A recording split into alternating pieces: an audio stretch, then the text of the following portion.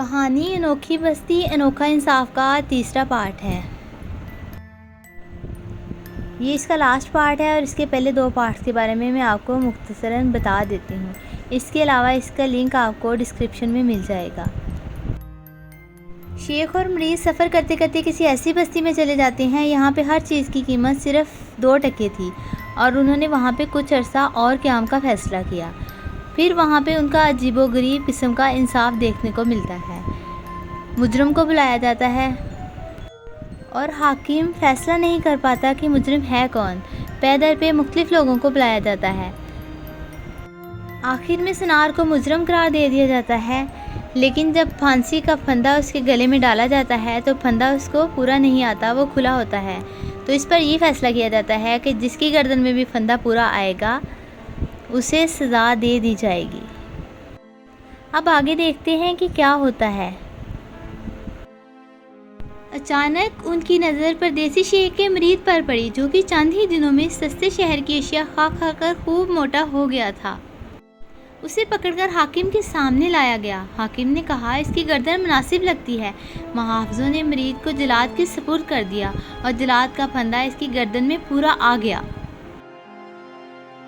مرید نے مجمع میں کھڑے شیخ کو دیکھ کر ہاتھ پاؤں مارے اور مدد کے لیے پکارا۔ شیخ نے کہا یاد کر میں نے تجھے سمجھایا تھا نا کہ یہ عجیب شہر ہے، یہاں ہر شے یکساں قیمت پر فروخت ہو رہی ہے، لہٰذا یہاں قیام مت کرو، مگر تم نے تو میری بات نہ مانی، اب نافرمانی کی سزا بھگتو۔ مرید نے روتے ہوئے کہا یا شیخ آج مجھے بچا لیجئے، اپنی 7 پشتوں کی قسم کھاتا ہوں کہ آئندہ آپ کی ہر نصیحت کو بلا چونچرا مانوں گا۔ شیخ کو مرید کی حالت پر ترس آ گیا۔ اس سے پہلے کہ جلاد تختہ دار کھینچتا، شیخ دوڑا دوڑا پھانسی گھاٹ پر چڑھا اور مرید کی گردن سے پھندا نکال کر اپنی گردن میں ڈال لیا۔ اونچی کرسی پر بیٹھ کر یہ منظر دیکھنے والی حاکم نے پوچھا اے مرد خدا، کیوں اپنی موت کو خواہ مخواہ دعوت دے رہا ہے؟ شیخ نے کہا جہاں پناہ میں اس کم بخت مرید کا مرشد ہوں اور ابھی ابھی مجھے الہام ہوا ہے کہ ایک مبارک ساعت ہے، اس ساعت میں جو شخص مرے گا اس کے سب اگلے پچھلے گناہ دھل جائیں گے، سو میں نے یہ سوچا کیوں نہ میں ہی یہ سعادت حاصل کر لوں۔ حاکم نے کہا ایسا کیسے ہو سکتا ہے کہ میں اس سنہری بابرکت موقع سے محروم رہ جاؤں؟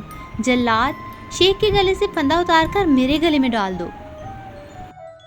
جلاد نے حکم کی تعمیل کی اور حاکم کا جسم کچھ ہی دیر میں فضا میں جھول رہا تھا۔